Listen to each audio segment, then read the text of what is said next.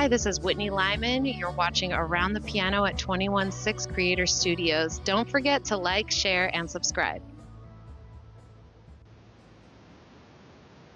Hey everybody, welcome back. It's Around the Piano, special edition, The Essence of NAMM. We are at the NAMM show and we are having fun. We're talking with a lot of great people and we've got a very special guest today. We have singer-songwriter performer Whitney Lyman. Whitney, welcome to the show. Thank you so much. We want to start out. Give us a little background on Whitney Lyman. I know your father was a musician, but tell us your musical influences growing up and all of those multi-instruments that you play. Yeah, I grew up in a very musical family. Both my parents did music, my grandparents on both sides did music, so I was always surrounded by that and just always encouraged to learn, as much, starting with very young age with piano lessons and things like that, and just even though, stopped taking lessons later, I always had such a passion for it and always wanted to learn. I always knew I wanted to be a singer and, just kept doing it since I was a young child and, picked up guitar and picked up different instruments because I loved, writing songs and I loved the different things you can, the different intricacies you can get out of those different instruments as you're playing around, as you're composing and making up songs. And then was always involved in marching band, choirs, and high schools, and performing as much as possible. And then I decided to go to music school to further my education about it and just dive in fully, Yeah. Great. So when you were in marching band, what did you play? What instrument did you play in marching band? I actually played percussion, and I played like the vibraphone and marimba because I knew keyboards, and that's one that mixes the keyboard knowledge with the percussion knowledge. So other people who maybe could play a snare drum or a bass drum didn't necessarily know the keyboard like I did. So that was where I ended up. That's awesome. And for those of you who aren't familiar with Whitney's music yet, we're going to be interweaving some of her music from the NAMM show in this podcast. So keep watching and stay tuned to the whole show. Whitney, I heard that you've been described as a space traveler of music. What on earth does that mean? Yeah, that's a pretty cool description. I think it's just the fact that this came from a review that Access did on some of my music that I released a while back, and it was just a commentary on, making a sound that's a bit futuristic, but I definitely have that influence of the more traditional kind of music, classical jazz. I studied jazz in college and things like that. So I think it's just a mixture of, taking these sounds that we're familiar with, but making them sound modern and towards the future as well, I think. That's great. Now, your music, it covers many genres because Whitney's music, it covers jazz, it covers indie, it covers different areas of pop. What's your favorite to play? Now, when you're playing, because I know when you're performing, you're playing on a Casio keyboard, which I love because we've been a Casio dealer since the 90s, and I work with Casio a lot on marketing and promotion. So I'm glad that you're a Casio artist, but you're playing a Casio 6000, I believe, PX 6000. What's your favorite music to play on the piano? Is it jazz, classical, pop? What is it? Well, yeah, I think it just comes through my original music because I've been so influenced by all these different styles, and it's just the music that I love, and that just naturally comes out in my own music. I do love the Casio PX S6000. But there it is. It's a gorgeous keyboard, and it's really fun to play. It's really easy to write with because it just flows off your fingers. The action is really smooth, and of course, I'm out there playing different genres of cover songs and stuff like that.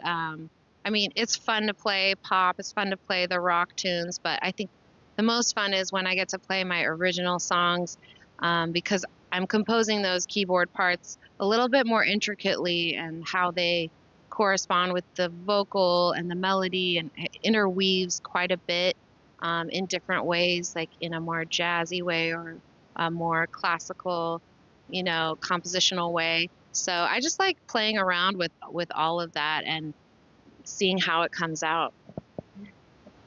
It's very interesting.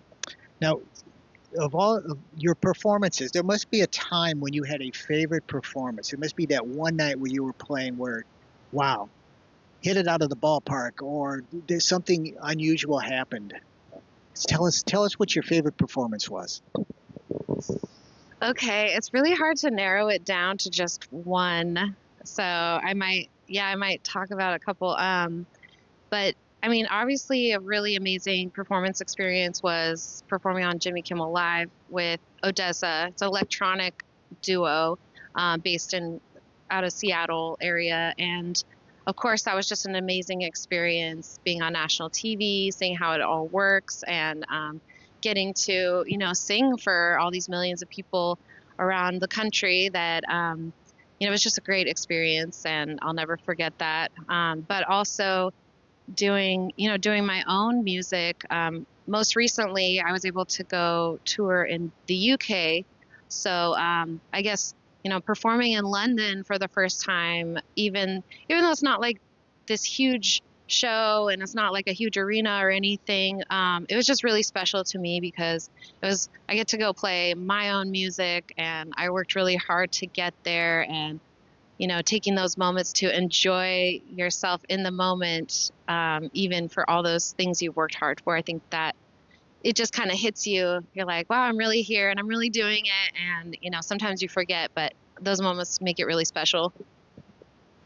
And then speaking of the UK, I know that you had a very special night or date game, but over there, we call it soccer, but over there, that's their football. But you got a Ryan Reynolds story, and it's really cool where your song was played as a warm-up song at one of their games. Tell us that story and how that came to pass. Yeah, it's a really cool story. So I mentioned I played at this music festival in Wales. It's in Wrexham, and this is also the town where Ryan Reynolds and Rob McElhenney have bought the football team, the football club. And I had the opportunity when I went back to have my new song played on the playlist for their warm-ups. They announced my name on the PA while I was attending the game. It was my first game, so it was very special. And it was just such a warm welcome to this town, and that's why it has such a great reputation, because these people are just so, friendly and welcoming, and you can just feel how special it is when you get there. So that was a really amazing experience as well. I bet it was. And I'm going to ask you this question. Who won the game? Wrexham. Oh, okay. Wanted to make sure you were paying attention to the game as well. It could have gone. I'm going to ask Drew here, because Drew always has one interesting question every podcast we do. And I want you to ask that question now, right here in the middle of the podcast. Yeah, let's do that. So show your face on camera a little bit, Drew. Come on. All right. Let's bring it in here. What's up, folks? Cappuccino here.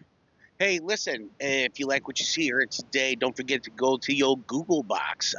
Like, share, subscribe. 216 Creator Studios. Hit that live tab. Don't forget to ding that bell for future notifications. We do appreciate your support. So, listen, we have all kinds of different behind the camera questions that we usually do. For artists that want to get involved with a new career, and we were talking about this in the green room a little bit, right? What advice would you give on the start of doing things right in the beginning? That's a really, really good question, because there's so many, even at the beginning, there's so many different levels you could be at, whether you have the experience performing live or you don't yet. I think the biggest thing is performing live, because a lot of people are, it's great to put things out on social media and on the internet, but you know, you want to get heard, you want to get attention. But if you get that attention and you don't have the experience, or you're not ready to go perform live, you know, you're kind of blowing that opportunity if you don't, you know, get that under your belt a little bit. So I think just starting out, performing as much as possible, you know, collaborating with different musicians you can learn so much from, and just getting out there and kind of getting that experience. In my opinion, that's one important thing you should start with. Really good advice. So, you know, we were present to another interview that you did today. And, you know, a couple of things that I didn't get to see or hear be asked. And I think you did that interview. What do you like to do for fun? Who are you as a person? What do you like to do for fun? Do you have siblings? Do you get to go and hang out with them? What is it that, what's your off time? What is it that you like to do? Ride horses, shoot pool? What is it? I love that question. Well, one of my favorite hobbies on the side is taking film photography, analog, like old school. So I have this old camera from the 80s, and I like to do that for fun, because it's a way of artistic expression, but it doesn't have as much of the pressure of the music. You know, I don't feel that much pressure because I love doing the music, but it feels like you always have to be doing something to work. You know, what do I need to do next? What kind of money do I have to spend? Like, you know, what do I have to keep doing? And I have to keep working. This is just something to like kind of, you know, enjoy myself and get to have fun with those visuals. And actually, I'm inspired a lot by my siblings. I have a brother and a sister. They're both older, and they're both very artistic and musical. My brother is an amazing videographer and photographer himself. Yeah, Jake Lyman. He's done a couple music videos with me. So we've done a couple together that we worked on, which was really fun. And my sister also is an amazing visual artist. She's a painter. She plays violin. She plays cello. You know, she's also just like a really brilliant scientist, and that's what she does for her day job. So, yeah, you know, growing up with them and being inspired by their art also helps me want to continue, and they're great too. So, I don't get to see them too often. They live in Idaho. I'm here in California now, and but I do miss them a lot, and I want to go see them as much as possible. So Idaho, are you from a small town, Idaho, big town, city-ish? I grew up in Pocatello and Boise. So Boise is the capital, but Pocatello is where my family's from. Bit smaller town vibes, and they're all kind of back there now. But it didn't feel like a small town because we had such a huge family. All my cousins, my grandparents, and my grandpa's brothers lived on the same street, and a bunch of us lived on this same street that he built. He was an architect. He built all these houses, mid-century, which I am obsessed with, that kind of architecture. So, yeah, it was a great kind of just like a hustling, bustling, very close family situation, and everyone in the family is musical. So we're always singing and having Christmases around the piano, and having actually like putting on huge show, like, you know, talent shows amongst the family, you know, going up singing musical numbers and things like that. So somewhat, yeah. Well, you know, that's so that kind of brings me to my next question for you. So musical family, right? Listen, I can't carry a tune in a bag. I play the zither. Not really. So I don't have that talent, but the inspiration for your music. Obviously, you come from a musical family. You guys are all together. It's very community style, large family, small town. Is that what the trigger was for you to take this to the next level? And if so, where does the inspiration come from for the music and the songs that you do? That's great. Yeah, I mean, I think it's not so much that I needed the inspiration because I was just surrounded by it as a kid. So it was just so natural to me. Since I was 3 years old, I knew that I wanted to be a singer. I always knew I wanted to do music. And then having that around me and my family and just them being supportive of that kind of thing just made it a natural place for me to go. And I just always kind of went that direction. And I started writing songs when I was 6 years old, just like, cute little 6-year-old songs. And I can't sing one right now, but it was definitely the first song I wrote when I was 6 was about my brother's pet gecko who died. So it was, very emotional, very deep for a 6-year-old. And so it was sad. The hook was like, it's so hard to say goodbye. And I think I've always been, it's for me, it's about tapping into those emotions and how to express that in a way that there's so many different emotions that we have, and it's not always just I'm happy or I'm sad. There's such a complex combination that it could be. And I guess for me, it's delving into that emotion and how can I turn that into a song that, first of all, just makes me feel better because I can express it. And then, musically, just what feels good to sing or what sounds good to me. I guess coming from those inspirations that I've had in the past, the influence that I've had from, the church music when I was a kid, or the jazz music that I studied in college that I was always drawn to. I was in jazz choirs and all these things. So I think it all just leaches in to the music in a way naturally. You just absorb it, and then that's kind of what comes out. So you took an experience, right? And then you created a song, but you used all these tools and experience that you've been in to make the music for the inspired song that you had. So are most of your songs based on situation you were in, or how did that work? Yeah, I think most of my songs are very personal. It's just a personal what I'm going through in that moment, and how can I express that or get that out. Even if I feel completely differently the next day or a few weeks later or whatever, it's just about how I was in that moment and what needed to come out, in a sense, if that makes sense. And I think it comes to, building up the skills, started learning music from a young age. Even if I didn't have formal training the whole time, I was just always interested in it and always doing something with it and trying to teach myself what I could. Until it gets to the point that you don't have to think about how can I make a really, cool, intricate melody, or how can I make an awesome chord progression. You're not really thinking about that. It just flows out of you at a certain point that you've got the skills, you've collected all this data essentially, and now I just let it come out how it's going to come out in my own unique way. Did you have a special private vocal or piano teacher that made a difference and spearheaded you forward in that instrument? I didn't really have a lot of, I took a little bit of like piano lessons when I was younger, but I didn't really have a lot of formal training until I got to college, and I went to study music at an arts college, Cornish College of the Arts in Seattle.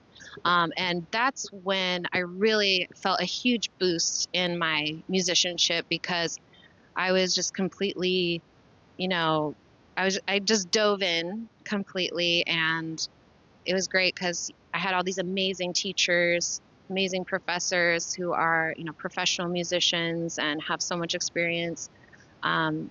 That it just is just inspiring. And then you're every day taking, every week taking classes of just improving your piano skills, improving your rhythm skills, improving, completely diving in. Your core classes for music school are a lot different than, we didn't have math class and we didn't have all this stuff, which, is important too. But when you know what you want to do, you want to just focus on that. So, I think getting to college and getting to really focus on music really boosted that I guess my skill levels boosted very quickly, as well as just the input and not only the teachers, but the other students, because everybody there is excited about the same thing as you. We're all there for that reason. So that's really inspiring. It makes you want to, collaborate and create things, and there's so much energy behind it. That makes sense. Now, you said growing up near Boise, so did the music store that you used to hang out with be Chesbro Music in Boise? What is that? Chesbro Music? They were the big music store in Boise. Is that downtown? I think they're downtown, yeah. I'm trying to think, because I don't know. Well, tell me where you've got a very special Gibson guitar that you got at a special store. Tell us about that Gibson guitar. Yeah, actually, that was in Seattle when I was living there. I got connected. My first endorsement was from Gibson. So I got connected with them, the Gibson showroom up in Seattle. And the acoustic guitar that I ended up borrowing was previously borrowed by Paul Allen, who was the last person, who's the founder of Microsoft, and created a whole museum for Jimi Hendrix, which turned into the EMP Experience Music Project, which I used to work there, and also is now called MoPop, Museum of Pop Culture. But anyway, so he was a really influential person in Seattle, and also in the music community and industry there. So it was kind of special, and so I ended up keeping that guitar, and it still has a piece of tape with his name on it that I keep on there, so I can just, that's the name of the guitar as well. So I can kind of keep that energy going, and that was a pretty cool thing to have. Yeah, that would be something to hang on to and keep. Good memories for that. This has been wonderful. Thank you for sharing your story with us on Around the Piano today. I'm going to ask you one more question, though. Okay. I asked you earlier your favorite superhero, and you said Superman. So that's good. But what was your favorite concert, your very favorite concert of all time that you went to as a fan? Yeah, I think I mentioned earlier, because it was most recent, that I got to attend the Bryan Adams concert in Royal Albert Hall in London 3 nights in a row, which was really amazing too, because every night was so different, and you could just see this huge range of talent. The songs are just undeniable. They're so good. Everybody's singing along. And it's just inspiring to me, I think, because that's, the point that I want to get to, is playing on these big stages, having these people sing my songs that, just resonate with them in that same way. But also what comes to mind is when I was really young, probably just a kid in Boise. We used to have the Boise River Festival that doesn't go anymore, but they would have amazing acts, and you could go see these great concerts for free. And I remember seeing Chris Isaak when I was just a kid, and it was this amazing free concert, and it was just like, oh wow, this is really, it was very educational for me at that age. So I think those kinds of events and festivals and things like that, which unfortunately are falling by the wayside, are so important too for teaching the culture, spreading that love of music around, and making it accessible. Because as a kid and even as a young adult, I never really was able to afford to go to concerts. You always think it's this luxury thing. So making it not to be such a luxury, but to be just a part of everyday life, I think that needs to be incorporated more in our culture.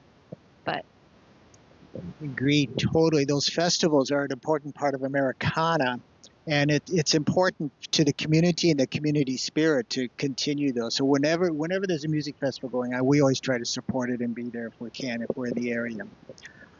Whitney, thank you for being with us today. It was awesome, and I understand you may join us on Lifting Spirits Through Music remotely one of these days. So we're going to look forward to that and hook that up. That'd be fantastic. So I'm performing on Friday here at the NAMM show at the Sheraton Park stage, 8 p.m. It'll be an acoustic band set. So if you guys are around at NAMM, come check it out. Got new music to share.